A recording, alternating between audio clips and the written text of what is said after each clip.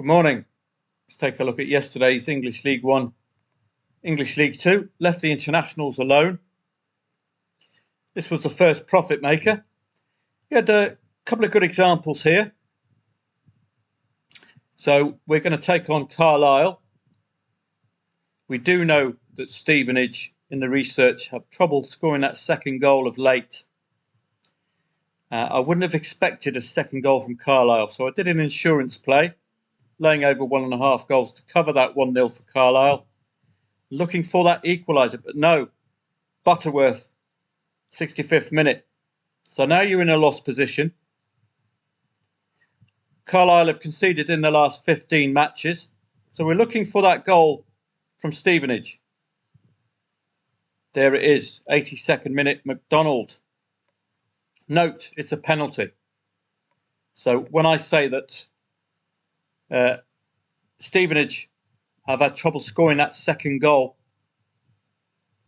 don't count the penalty. That's a gift from the referee. So there's a possibility they'll still score from open play. So you had two options here. Just with that single goal, you could have reduced your liability by half, taken a hit and moved on.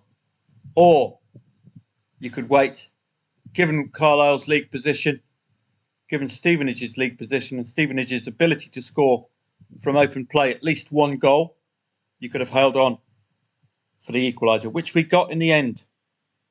So your profit here, all dependent on how you handled the 82nd and 96th minute goals, whether you cashed out or not. Northampton and Derby, this was an insurance play, so it was a break even. We covered the 1-0. Normally Derby will get a second half goal, but on this occasion, no. Mansfield and Colchester, this was a difficult match because I did want to cover the draw, given, as you read in research, the number of draws that Colchester have been picking up, given their league position, in a vain attempt to get some wins. So the draw was in play, but to cover the draw, you can either back the draw or back Mansfield +1. Mansfield +1 was about 1.34, which led me to the match odds market only. But I didn't want to go there because we know that Colchester draw sequence. So this was not an actual loss in the match odds market, but it would have been a profit in the +1 market. How else could you have played this? You could have delayed for as late as possible and hopefully get better odds for the Mansfield +1. Doncaster Forest Green, I gave it a mention. Possibility of laying that draw in favour of Doncaster, who dominated the match stats-wise, and indeed they turned up. Desmond Tutu here, should have really taken that on, because this has been a humdinger of a match between these two at 2-2. Tranmere and Crawley, again, your profit in this match determined on whether you cashed out at the first opportunity. And as I've said in the past, if you cash out at the first opportunity, it doesn't matter what happens afterwards, like this errant goal from Orsi Dadamau. So 0-2, take on a Crawley lead. Underdogs away from home, leading 0-2 very early in the match. Well worth taking on. We're getting a goal before half-time from Tranmere. That changes the whole complexion of the match odds. And this is your cash out. You could have got 15 or 16 quid out of this. Green screen. Just for that single goal. So do remember, if you cash out, if you green up, you're done. It doesn't matter what happens afterwards. So another lesson to learn. Do I cash out? Do I not cash out? I didn't play the internationals yesterday. I think England lost 0-1. Ireland, some promise with a 0-0 under John O'Shea, but really no great interest at all. And today's coupon is pretty much Spanish La Liga 2. Now, I've got the research done for you with the help of uk.soccerway.com. But please, please, please, 2.37, 2.37, 2.15, 2.45, 2.6, the favourite. It's an incredibly difficult coupon today. So please be wary. I hope this research will offer you some angles in. But 2.37 the favourite in a lower tier league boy, oh boy, it's a toughie. So I've got the conclusions this is from AI. So this is none of my input. I'm not researching matches at these odds. Okay, it's be a waste of my time. So I've given you what I can find, and if you can find an angle, well done.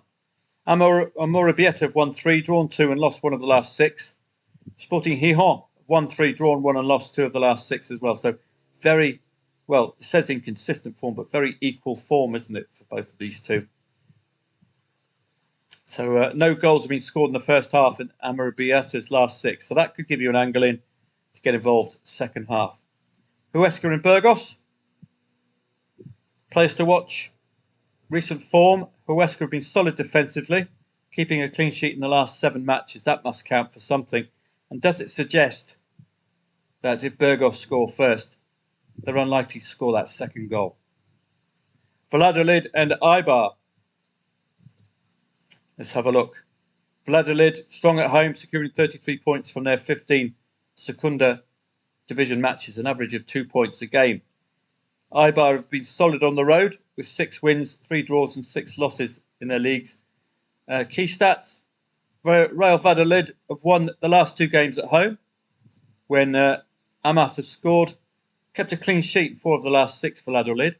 Eibar, 4-match away, unbeaten streak. So these two look well matched. And what does the market say? 2.15 the favourite indeed. So it's a toughie, but you've got some conclusions and some possible angles in as well. 4th place against 7th place, both teams in need of points for different reasons. Eibar trying to secure automatic promotion. Valladolid trying to get a promotion playoff place. Levante and Elche. Let's have a look. Recent form. Levante solid at home. Efficient on the road. Elche 6 wins, 3 draws and 6 losses. Levante have kept a clean sheet in the last 4 at home. That's pretty good stuff. Likely to be closely contested, etc. Mirandes and Zaragoza 2.6 the favourites, telling you probably best to leave this one alone. 3 or more goals scored in each of Miranda's last 5 games. Mirandes have won the last 3 home games when Carlos Martin has scored. Mirandes have conceded against Zaragoza in the last 4 meetings.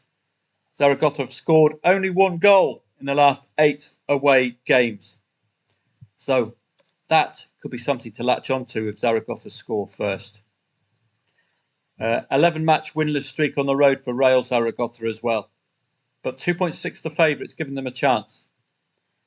Racing Santander against Eldense. Let's have a look. 4-match unbeaten streak. Eldense aiming to reverse a 3-match away winless streak. Key stats, first half goals scored in each of Racing Santander's last 13 home games. That's something to work with, surely. If it's 0-0 after 20 minutes, you might want to consider getting involved in the half-time score market or laying the draw or laying the 0-0 in the half-time score market. At least 1 first half goal has been scored in 81% of Eldense's second division games. So that's a key angle, the first half angle here. If you want to consider over 2.5 goals, well, you're looking for first half goals for over 2.5 goal trading, aren't you? And that's it today. You probably won't be seeing me at all. I don't like playing these kind of odds matches. I hope you find something to use today. See you again tomorrow.